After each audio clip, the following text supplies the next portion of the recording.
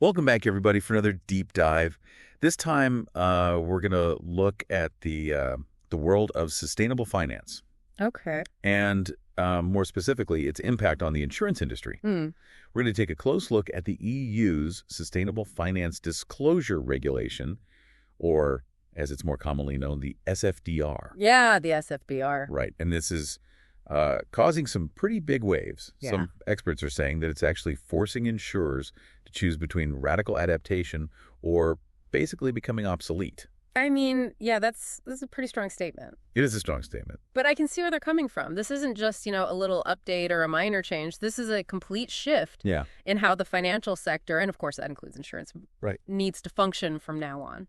When I first started reading about the SFDR, I have to admit, I kind of thought, oh, this is just another one of those compliance things, Right. Just another hoop to jump through. Exactly. But, the more I read and the deeper I dug into the source material, the more I started to realize how much this is actually going to shake things up. Yeah, a lot of insurers might be thinking the same way you were at first, and that's actually where the real danger is. Okay, how so? Well, think about it. Insurers manage trillions of euros in assets. Yeah. And the SFDR puts all of those investments under a microscope. All of a sudden, things like holdings in fossil fuels, unsustainable agriculture, or companies with, less than stellar labor practices. Right. Those are becoming huge liabilities. So it's not even just about being, quote unquote, green anymore. Yeah. It's about real financial risks. Exactly. There's a growing trend of investors divesting from companies that have poor ESG performance. What's ESG again, just to remind everybody? So ESG stands for environmental, social, and governance factors. Okay. And it's basically how companies are impacting the planet and society. Got it. And one study even found that funds that focused on ESG, they actually outperformed traditional funds during the last market downturn. So insurers really can't afford to ignore that. Especially with this whole thing about stranded assets, right? Oh, yeah, for sure. I remember reading about this coal-fired power plant. I think it was somewhere in Europe. Okay. And because of new environmental regulations, they had to shut down years ahead of schedule. Oh, wow. And the investors took a massive hit. Yeah, that is a perfect example of what we call a stranded asset. Okay. Something that is valuable today, but could be worthless tomorrow. Yeah. And it's not just about the regulatory penalties either. We have to think about the reputational damage, too. Oh, yeah. Consumers are getting more aware. Exactly. About these things, and they're starting to really care. Yeah, they're voting with their wallets. Yeah, so that's the investment side of things. Right.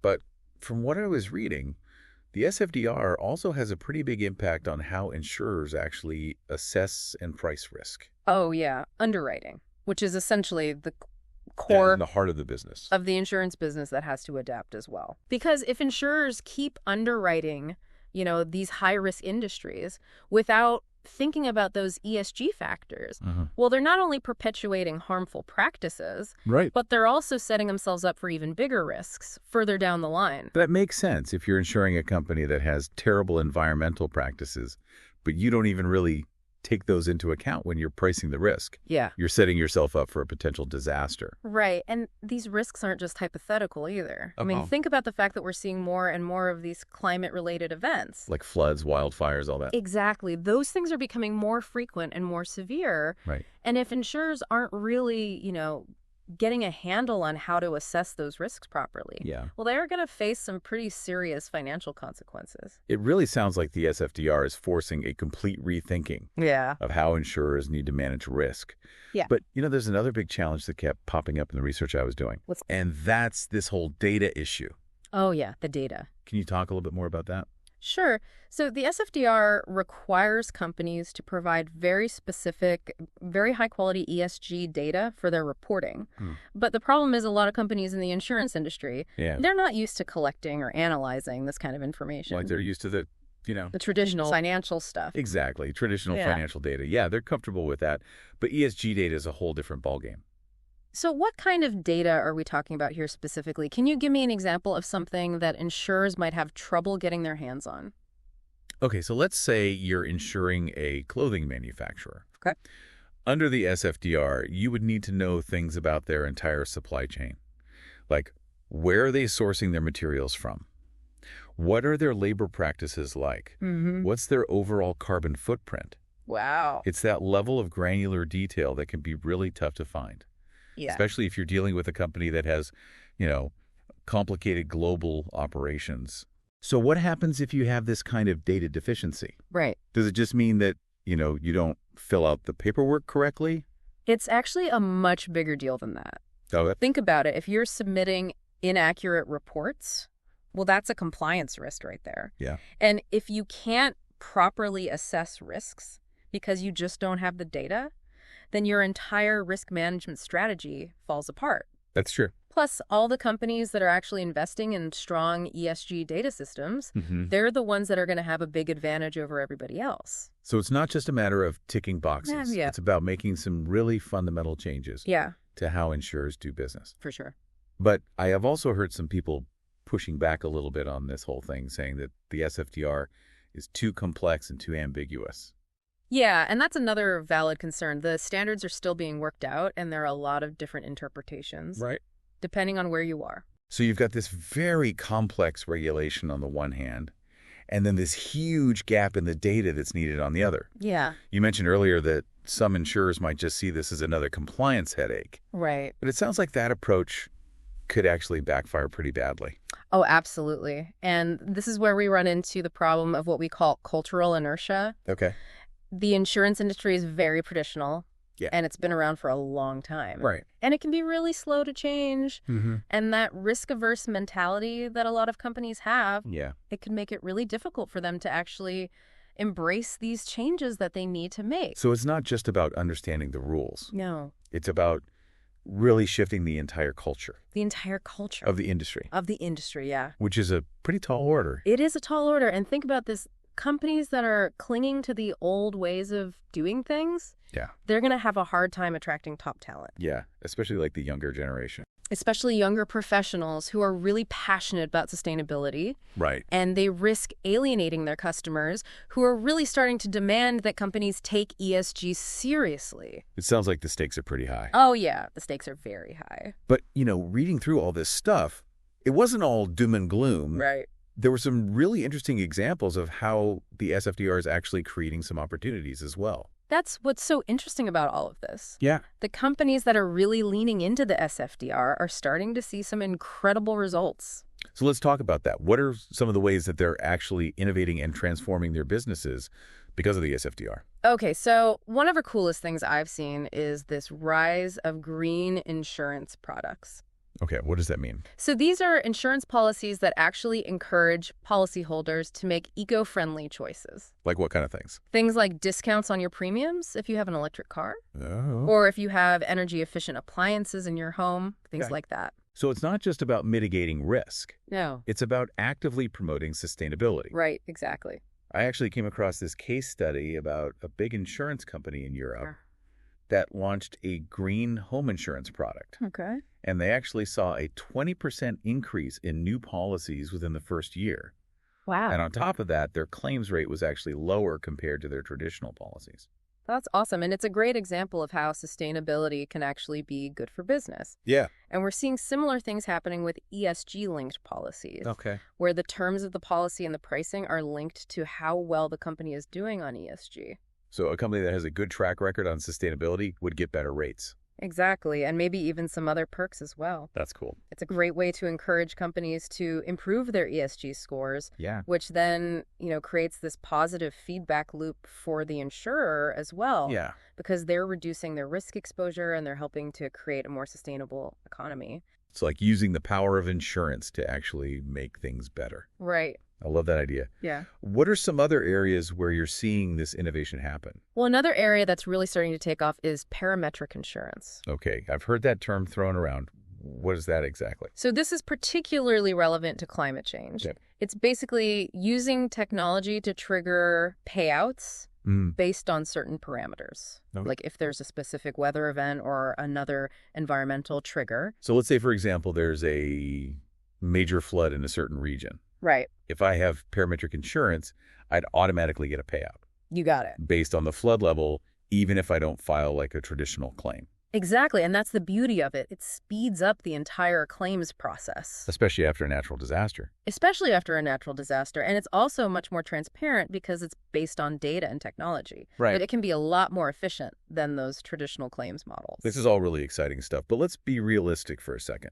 The insurance industry is kind of known for being a little bit siloed. Yeah. So can they really pull this off on their own? That's a really good point. And one of the key things that I noticed in the research Hmm. is that collaboration is absolutely essential. Okay. We're seeing a huge increase in partnerships Okay. across different industries. Like, what kind of partnerships are we talking about? Well, first of all, insurers are realizing they need help with the data. Right. So they're starting to team up with tech companies Okay. to use things like AI and machine learning Right. for better ESG data analysis. So they can get that granular data they need. Right, so they can actually assess the risk properly. So, for example, an insurance company could partner up with a company that specializes in supply chain mapping Yeah. and data analytics. Exactly. And that would give them a much clearer picture Right. of what the risks are Of the ESG risks, exactly. for a specific manufacturer Yeah. or whatever industry they're looking at. It goes beyond just data. We're seeing insurers working with NGOs to understand social and environmental risks. Wow. They're working with universities to do research Huh? on new ESG trends. That's great.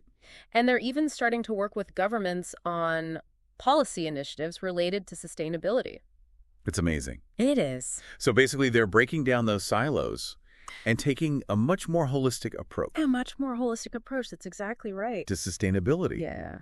And there's another really interesting piece of this collaboration puzzle, What's that? and that's the rise of these industry consortiums that are focused on standardizing ESG data. Yeah, that's huge. Why is that so important? Well, right now, there's no real standard way Okay. for companies to collect and report on their ESG data. Right. Everybody's doing it their own way. Exactly. Yeah. So it makes it really hard to compare different companies. Right. And to see how the industry is doing as a whole. Exactly. If we can standardize all of this, Yeah. it would create a level playing field, it would reduce costs, and it would make it much easier for investors and consumers to understand what's going on.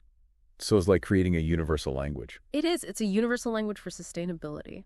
I love that it seems like the SFDR is really pushing the industry to think differently. It is. Not just about the risks they face, Right? but about their place in the world. Their role in the bigger ecosystem. Yeah. That's a great way to put it. And there's this growing realization that insurers have a responsibility to go beyond, just managing risk and paying out claims. Yeah. They're starting to see themselves as agents of change, Wow. as key players in creating a more sustainable future. So it's not just about compliance. Mm. It's about purpose.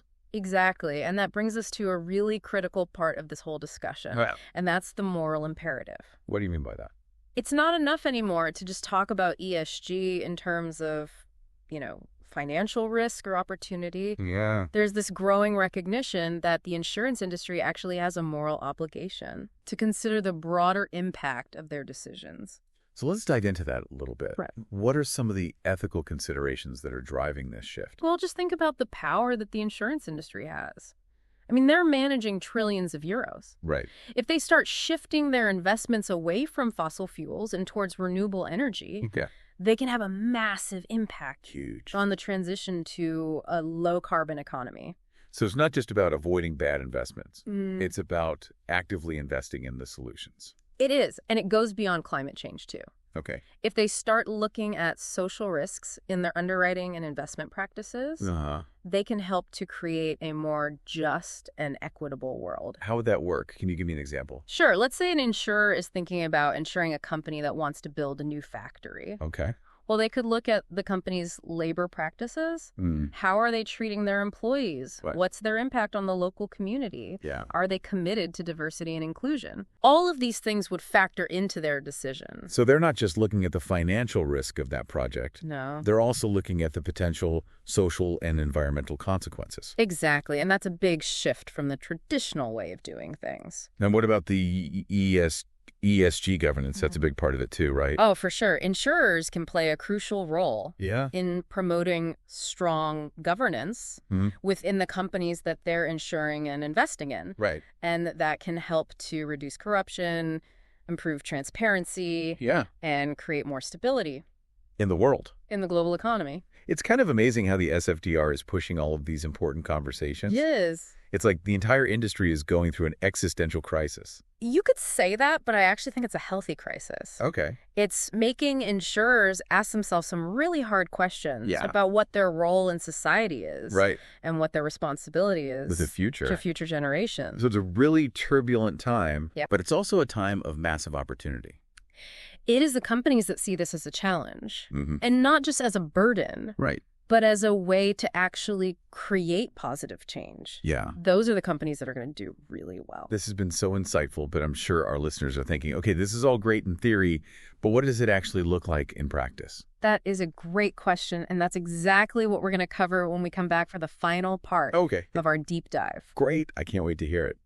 We're going to lay out a roadmap with specific actions that insurers can take to not only navigate the SFDR, but to really become leaders in sustainable finance. I'm really excited to hear that. Stay tuned, everybody. Welcome back to our deep dive into the SFDR. Before the break, we were talking about, all the challenges that insurers are facing, data gaps, and this whole cultural inertia thing, and of course the complexity of the regulation itself. Right. It's easy to get kind of bogged down in all the doom and gloom.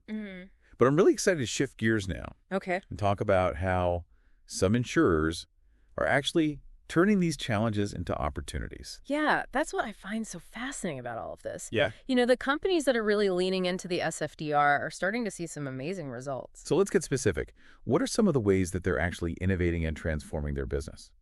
One of the biggest trends I'm seeing is this rise of green insurance products. Okay, what are those? So these are policies that incentivize eco-friendly choices. Oh, okay. So, things like offering lower premiums for electric vehicles or for homes that are energy efficient. Oh, that's interesting. Yeah. So it's not just about mitigating risk anymore. No. It's about actually promoting sustainability. It is. I was reading this case study about a big insurer in Europe that launched a green home insurance product. And they saw a 20% jump. Wow. In new policies in the first year alone. That's awesome. And get this, their claims rate was actually lower. Really? Than their traditional policies. That's incredible. Yeah. So it really shows that sustainability can be good for business. It can be. And we're seeing similar trends with ESG-linked policies as well. Remind me what those are again. So these are policies where the terms and the pricing are tied directly to the insured's ESG performance. Oh, okay. So a company with a really good ESG score would get better rates and other benefits. Exactly. That's a cool idea. It's a great way to encourage companies to improve their ESG performance. Yeah. And it creates this positive feedback loop for the insurer as well, because they're lowering their risk exposure. Right. And they're contributing to a more sustainable economy. It's like they're using the leverage they have to actually push things in the right direction. Exactly. I love that idea. Are there any other areas where you're seeing these kinds of innovations happening? Well, another one that's really interesting is parametric insurance. Okay, I've heard of that, but I don't really know what it is. So this is particularly relevant when we're talking about climate change. Okay. It basically uses technology to trigger payouts based on predefined parameters. Okay. Like if there's a certain weather event or some kind of environmental trigger. So if there was a flood, let's say, and I had parametric insurance, I would automatically get a payout based on the flood level. Without having to file a traditional claim. Exactly. It makes things so much faster. Especially after a disaster. Especially after a natural disaster, you want that money as soon as possible. Right. And it's a lot more transparent because it's all based on data and technology. It's more efficient. Much more efficient than traditional claims models. All of this is really exciting stuff. It is. But let's be honest, the insurance industry has a reputation for being... a little bit siloed. Yeah, a little bit siloed. Yeah. So can they really achieve all of this on their own? That's the million-dollar question. And one of the key takeaways from the research is that collaboration is key. Okay. I'm seeing a huge increase in partnerships between insurers and other companies. Like what kind of companies? Well, for starters, they're realizing that they need help with the data. Right. They need that granular data. Exactly. So they're teaming up with tech companies that can help them with AI and machine learning. Oh, so they can analyze all that data. Yeah, so they can get the insights they need to assess the risk properly. So, for example, an insurer might work with a company that specializes in supply chain mapping. Exactly. So they can see all the different players And all the data points. and really get a sense of the risks Exactly. that are involved. And it's not just data. Okay. Insurers are also starting to work with NGOs Oh, wow. to understand social and environmental risks better. Interesting. They're collaborating with universities to do research on ESG trends, Cool. and they're even starting to work with governments on policy initiatives. Wow. So they're really breaking down those silos They are. and taking a much more holistic view A much more holistic approach. of sustainability. Exactly. And there's another piece of this collaboration thing that I think is really interesting. What's that? And that's these industry consortiums that are popping up Yeah. to standardize ESG data. That's a big one. Why is that so important? Well, right now, everybody's kind of doing their own thing. There's no real standard for how companies collect and report this information. Yeah. So it makes it really hard to compare different companies Right. and to get a sense of how the industry is doing as a whole. Yeah, it's like everybody's speaking a different language. Exactly. The standardization would really help. It would create a level playing field. It would make things more transparent. Mm-hmm. It would reduce costs. Yeah. And it would help investors and consumers make better decisions. It's like creating a universal language for sustainability. It's a universal language for sustainability. It seems like the SFDR is forcing the industry to really think differently It is. about not just the risks they face, but their whole place in the world. It's about their role in the broader ecosystem. Yeah. It's making them think about the impact they're having. Right. And how they can use their power for good. And that brings up something we were talking about before, What's that? the moral imperative. Oh, yeah. It's not just about the money anymore. Right. It's not just about compliance or risk or opportunity. It's about doing the right thing. Exactly. It's about recognizing that the insurance industry has a moral obligation Okay. to consider the impact of their decisions on the world. So what are some of the ethical considerations that are driving this shift? Well, think about the sheer size of the insurance industry. Yeah, they manage trillions of euros. Trillions. They have so much power. Right. And if they start shifting their investments away from things like fossil fuels and towards renewable energy, they can have a massive impact on the transition to a low-carbon economy. That's a huge lever It is a huge lever. that they can pull. And it's not just about avoiding the bad stuff. Right. It's about actively investing in the solutions. Absolutely. And it goes beyond climate change, too. It does. If insurers start paying more attention to social risks in their underwriting and investment practices, Yeah. they can help to create a more just and equitable world. Can you give me an example of how that might work? Sure. Let's say an insurer is evaluating a project, like a company that wants to build a new factory. Mm-hmm. Well, they could look at the company's labor practices, how they're treating their workers, Right. what their impact is on the surrounding community, Yeah. whether they're committed to diversity and inclusion. Mm-hmm. All of those factors could play a role in their decision. So it's not just about the bottom line. It's not just about the financial risk. Right. It's about the bigger picture. It's about the bigger picture. And, of course, we can't forget about governance. Right, the G in ESG. Exactly. It's a huge part of it, too. It is. Insurers can really help to promote good governance within the companies they're working with. Yeah. And that can lead to less corruption, more transparency, and a more stable global economy. It's amazing how the SFDR is sparking all of these conversations. It is. It's like the industry is going through this massive identity crisis. Yeah. But I actually think it's a good thing. Okay. It's forcing insurers to ask themselves some tough questions about their role in the world Yeah. and their responsibility to future generations. So it's a really challenging time, It is. but also a time of incredible opportunity. Exactly. The companies that embrace this challenge, that see the SFDR as a catalyst for positive change, Yeah. those are the ones that are going to succeed in the long run. This has been so insightful. It's been a great discussion. I'm sure our listeners are eager to hear what they can actually do Yeah. to put all of this into practice. So when we come back. We're going to lay out a roadmap Awesome. with specific actions that insurers can take to navigate the SFDR and to really become leaders in sustainable finance. I can't wait to hear it. All right. So we're back and we've talked about all the challenges and the opportunities of the SFDR, but now I really want to get into the nitty gritty, like what can insurers actually do Yeah. to not just comply with this thing, Right. but to really excel in this new world? I like to think of it as an action plan. Okay, an action plan. I like. Because it's not just about, checking the boxes and understanding the rules. It's about taking action.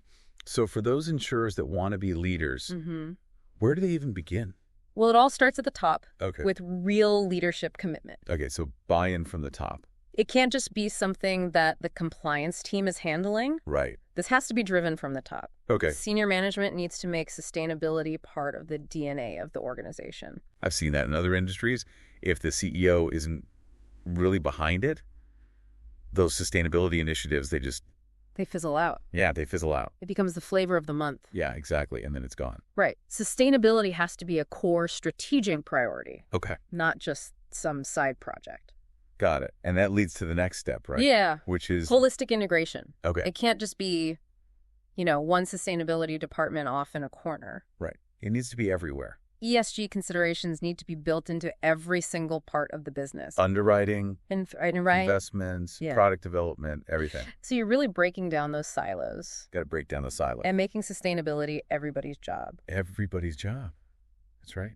But even with the best intentions, this stuff is complicated. Yeah. So how can insurers make sure they're actually on the right track? That's where transparency and accountability come in. Okay. It's not enough to just, meet the minimum requirements. Right. Right. You got to go above and beyond. Insurers need to be really open about how they're doing on ESG. Okay. Both the good and the bad. So the wins and the areas where they need to improve. Exactly. And, transparency is so important in any industry. Especially in insurance. Especially in insurance where trust is everything. Yeah. You've got to build that trust with your customer. It builds trust with all your stakeholders. Yeah. It shows them that you're committed to doing better. Right.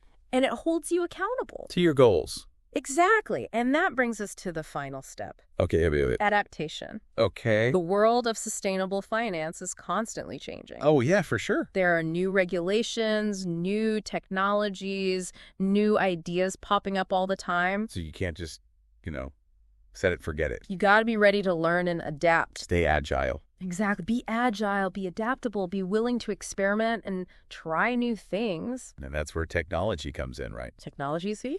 I've been reading so much about how AI, machine learning, even blockchain are starting to transform sustainable finance. It's incredible how much potential these technologies have for insurers. Like what kind of things can they do? Well, imagine being able to analyze mountains of data in real time to identify ESG trends and risks. That's the power of AI. Wow. And think about using blockchain to create a super secure and transparent system for tracking ESG data across the supply chain. That would solve so many of those data problems. It would. And don't forget, these technologies can automate so many processes. Making things more efficient and less expensive. Exactly. But remember, technology is just a tool. Right. It's not a magic bullet. It's how you use it that matters. So it's not just about buying the fanciest software. No, you need to have a clear strategy. A clear vision. A clear vision of what you're trying to achieve and how technology can help you get there. And you need to be willing to invest in the right infrastructure and training. Absolutely. I read about a company that spent a fortune on an AI system for ESG analysis, but they didn't train their employees on how to use it. Oh, no. It was a complete disaster. So the human element is still so important. Absolutely. Technology is only as good as the people using it. That's a great point. So let's recap. We've got our action plan, leadership commitment, holistic integration, transparency, adaptation, and leveraging technology. That's it. That's a lot. It is. But the most important thing to remember is that this is a journey. Not a destination. Exactly. There's no finish line when it comes to sustainability. It's a process of continuous improvement. It is. So as we wrap up our deep dive into the SFDR, what's the one thing you really want our listeners to take away from all of this? I want them to understand that the SFDR is more than just a regulation. It's a wake-up call. Okay. It's a chance for the insurance industry to completely rethink its role in society. Yeah. And to become a force for good. To build a better future. Exactly. A more sustainable future. It's a huge challenge. What is this? But it's also an incredible opportunity. It is the companies that see it that way. Are the ones that are going to thrive. Well, this has been an amazing conversation. I've really enjoyed it. I've learned so much, and I'm sure our listeners have too. Me too. So we encourage you to keep learning, keep asking questions, and keep pushing the companies you do business with to do better. That's right. This is just the beginning of a much bigger conversation. And we believe that by working together, we can create a more sustainable and equitable world. Absolutely. So until next time, keep diving deep.